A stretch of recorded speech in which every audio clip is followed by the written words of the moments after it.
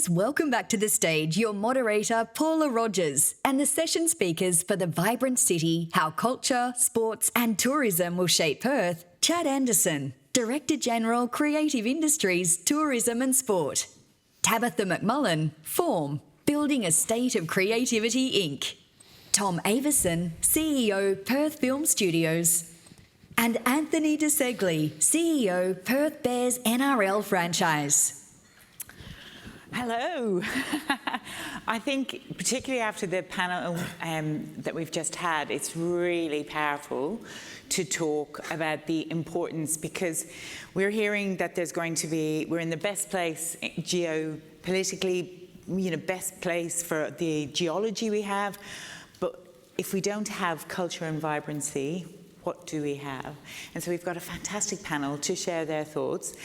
Chad, you've just recently arrived, and I think you bring that kind of, it's like speed understanding Perth today, but I'm interested in your kind of thoughts on what you've seen today with reflections, but also your legacy, the legacy that this department is going to leave on Perth. Yeah, thanks, Paula, and lovely to see you all. It's a big room for speed dating, but really privileged to be here. So I've been here about 8 weeks, and I think that I feel incredibly privileged to lead this new department. We've got, for those of you that don't know, we've got creative industries, tourism, sport and multicultural interests all under the same roof and driving towards the same outcomes. And I think as a new person arriving in Perth, I'm consistently impressed with the foundations that we've got to build from, with the things that are already in existence. I won't talk to you about the things that you already know, because you know this place better than I do.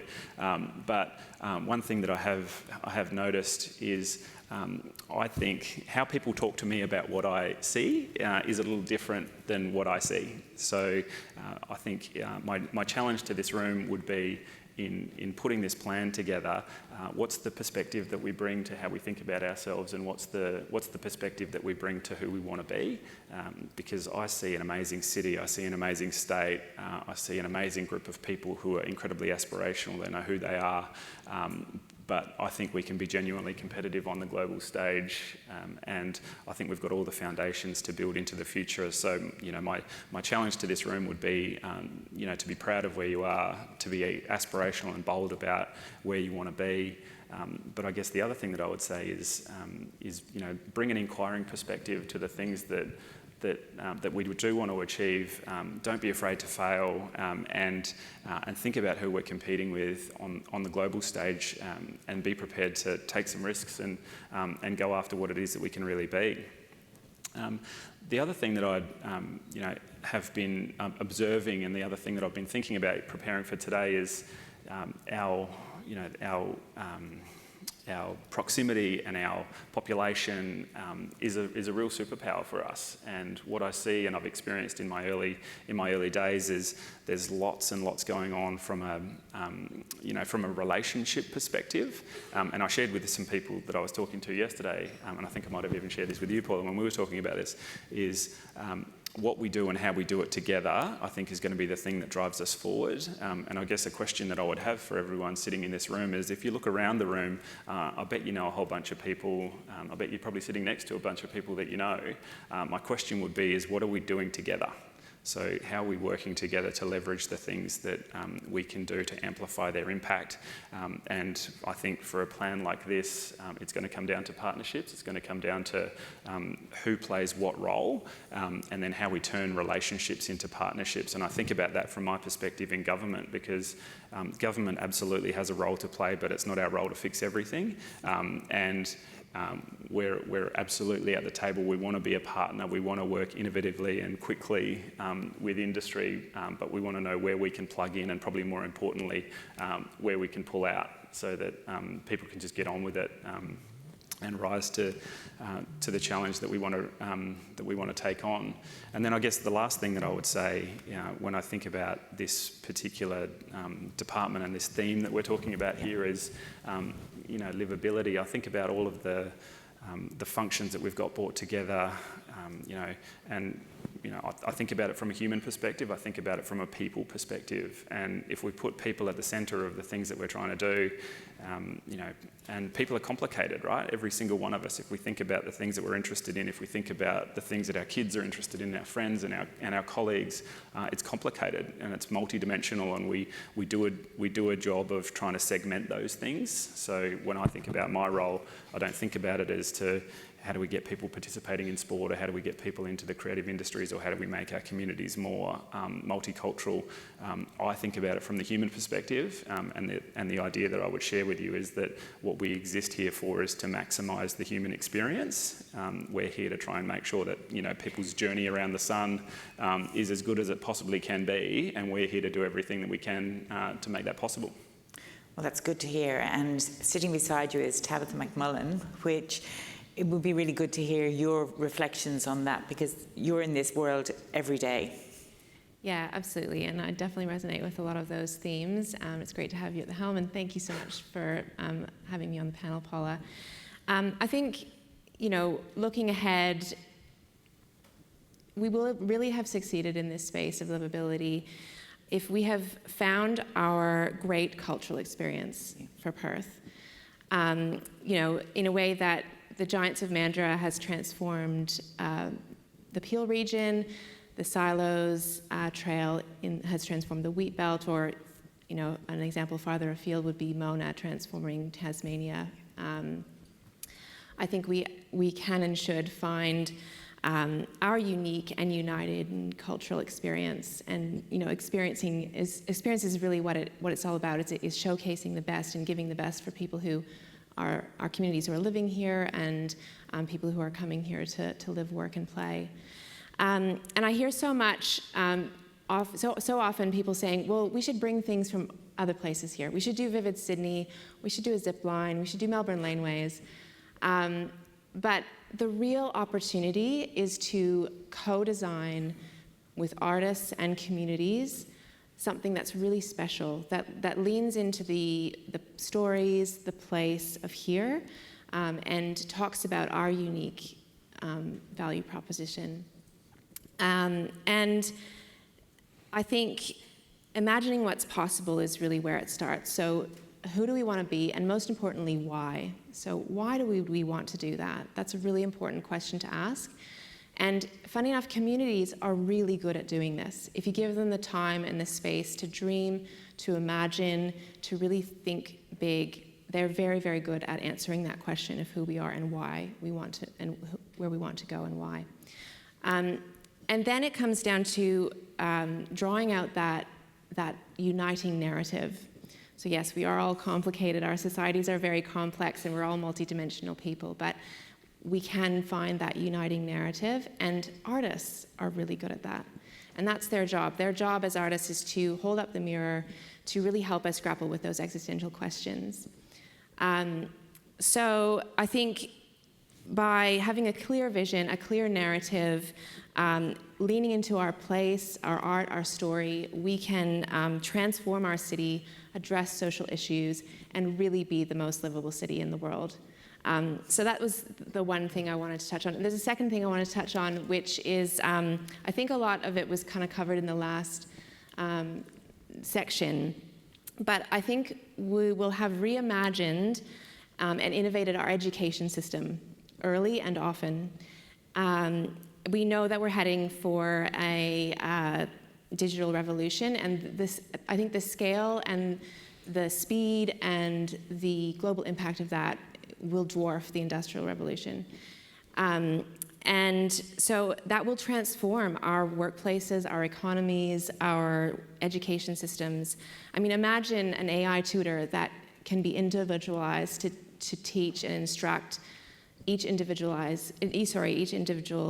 child at their pace according to their needs. So what then is school for in that context? How do we teach the skills of the future in that context?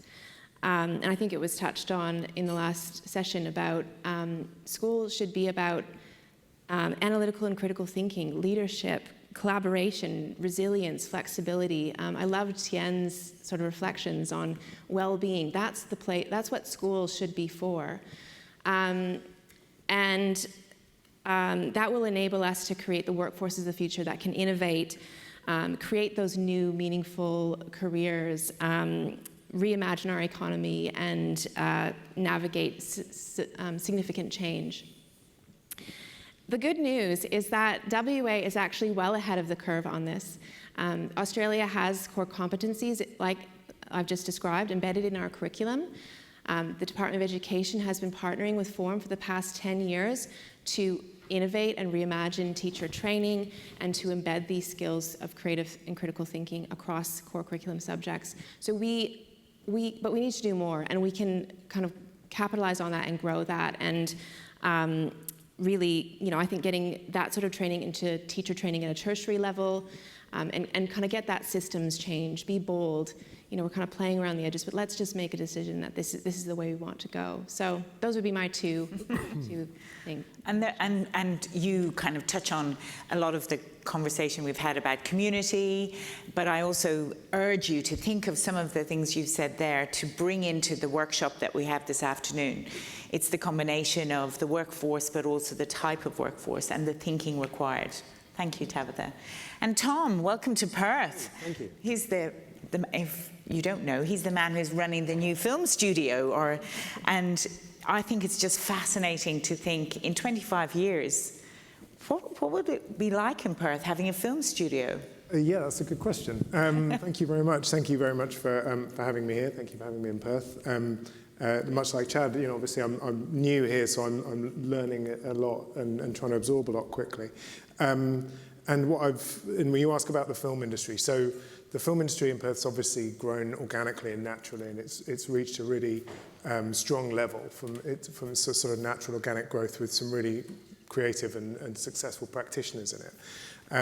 What does the film industry look like in 25 years? Well, in its essence, it probably hasn't changed a huge amount in the last 100 years. It's still a lot of people standing around with cameras in big rooms, building sets, wearing makeup and costumes. So how much will that change in the next 25 years? I don't think that will change massively. Perth Film Studios is a physical production facility. That's what we know. We will support the physical production element of filmmaking. And I think and hope that it will remain physical production. The tools with which people use to make those films will change, as they always have done. They went from black and white film to talkies to colour to different sizes of films, and there was a time when every film we watched was going to be 3D, and the technological change comes along, and it all becomes more tools that creative people can use to tell the stories they want to tell, really. So what does it look like in WA?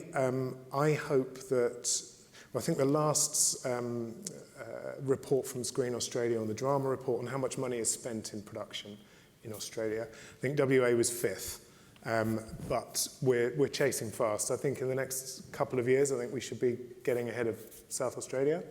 I think in the next 10 years, I think we should be trying to chase down the people in 3rd place, which currently is Victoria. But so I think, a continual period of steady managed growth, which building on the successful growth so far. And where will Perth Film Studios be? Hopefully we'll be that hub for creative storytelling. We'll be a place that can help be the next sort of, the next part of the storytelling tradition that's been going on here for, as we heard from Dr. Wally, for 2,000 generations. This is another iteration of that. And in terms of what we kind of need to do and prepare for that, I've talked about this before and some people started teasing me about it, but I like to think of Perth Film Studios as a reef, like an artificial reef, around which we want to help develop a really healthy and vibrant film production, screen production ecosystem. And a vibrant, healthy ecosystem has big beasts there, and it has small ones. It has everything across, and you let that ecosystem find its balance, and let those private individuals find the ways and the services that the industry needs and the support that it needs, and balance that. And so I think that that's something that I think we want to see international productions, but we want to see national and local, and we want to see big things because they are exciting and they accelerate the opportunities for people. But we also want to see small independent productions because that's often where the next generation of people will come from, and that's where some of that innovation comes when people aren't burdened by the pressure and expectation of high budgets. They can just use their energies and their ideas. So.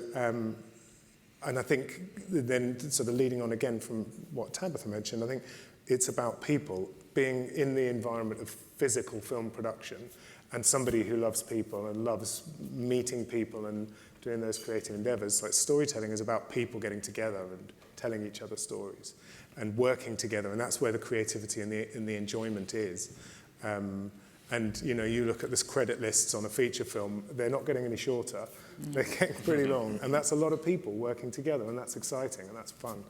And so in terms of preparing for the next generation, I think making sure people learn to enjoy being with people, you know, and I know it's kind of been said, but I think it's so important, and it's where the excitement is. There's much more excitement in a room full of people. So. But I also think that part of this panel is like a window into the future. When I first came here, everybody used to talk about, you know, it was almost a rite of passage to leave. You grew up in Perth, you went to university, and then, you know, what were you doing still here? And you're talking about careers, opportunities for people. When we have ECU and WAPA here, there will be a pipeline of careers, is what you're basically saying. Yeah, absolutely. I think it should be looked at from parents looking at their children and thinking this is, you know, it's realistic. It's a viable career. You can find a career and you can find creative and financial reward and you know, enjoyment out of building a career here. And you can go elsewhere and you can experience something different, but you don't have to. It can happen here, and there are those, you know, that's something that's really exciting. Anthony, welcome. Thank you. You're recently returned with deep understanding of Perth and Western Australia, but in a new role. So if I'm telling you, you know, this is a code that has huge opportunity for the state. I'm on the board of Rugby WA, so there's a bit of a collaboration required. Talk to us. Tell us about what your hopes and dreams are. Yeah, look, I mean, I've recently, I've spent 20 years of my life as a media executive and was in Sydney until very recently, and very happy to be back in Perth. And I think, you know, it should be said that, you know, everyone in this room is very lucky to be in Perth. Having lived in Sydney for the past year, I can promise you that the cost of living crisis and all of those things that are happening in Sydney right now carry a very significant weight on people. I mean, I used to talk about how people in my office in Sydney were travelling 90 minutes to get to work and 90 minutes to get home, and having to deal with things like road tolls and lack of parking and all of that sort of stuff, which, you know, it's kind of that 4-day work week and 3-day work week. You don't really understand that until you've lived in Sydney and realise that it's a cost of living crisis. People want to work from home because it's cheaper. So I'm very glad to be back in Perth, and I think everyone in this room should be glad to be in Perth. But look, the opportunity for us is that, I mean, you know, NRL is the most watched sport in the country. And, you know, 400,000 more people watch the NRL Grand Final than watch the AFL Grand Final. And it's very easy when you grow up in Perth not to realise that in Sydney no one cares about AFL. Like, I used to laugh when I was the assistant editor of the Daily Telegraph that the Sydney Swans could win the Grand Final and still be 6 pages back in the sports section. And so the opportunity for us is to be on the national stage in the most watched sport in the country.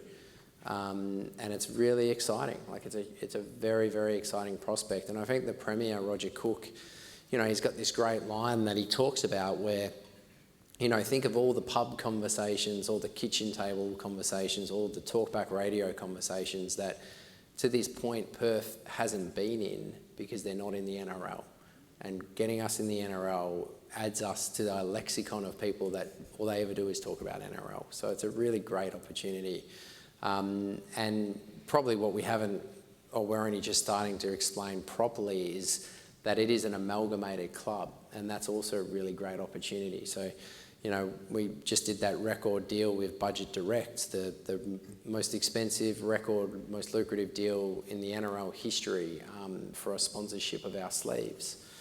Over $1 million just to be on the sleeves of the Perth Bears. But what Budget Direct and what other brands see is that not only do you get a monopoly on Perth for the most watched sport in the country, but you also get a second city in North Sydney, because we're an amalgamated club with a very historic club called the North Sydney Bears. So you get WA, but you also get the North Shore of Sydney, which is a huge CBD in itself. And then you throw in Mel Meninga, and you also get Queensland's favourite person. So you kind of get this mix of the whole of Australia by coming on board the Perth Bears journey, which is pretty cool. And you've returned to Perth, so you're one of Perth's famous returned individuals too. Oh, infamous maybe. I did edit the paper. I'm going to start with you as we wrap up, unfortunately. Anthony, hopes and fears for 2050 in your area? Hopes and fears. Look, I don't have many fears. I mean, you know, hopefully we're not losing by 50 points every game in the first season.